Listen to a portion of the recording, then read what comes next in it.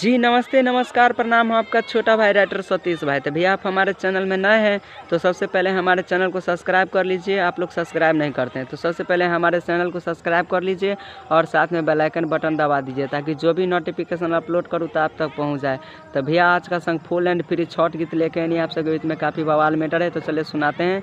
अगर आप लोग को अच्छा लगेगा तो हमारे वीडियो को लाइक कीजिएगा और कमेंट करके बताइएगा कि मैटर कैसा है। तो चलिए मैटर सुनाते हैं, तब तक के लिए बाय।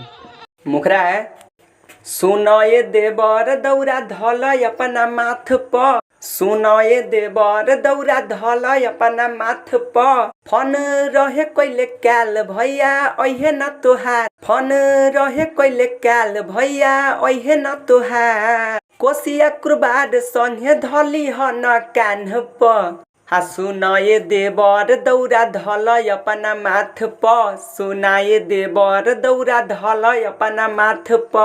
फर्स्ट अंतरा है जोरे नारियल खिलई हो, आ केराबा के घौर न भूलई हो। जोरे नारियल खिलई हो, आ केराबा के घौर न भूलई हो। आ काला सुप में दियरी जलई हो तू घाट प।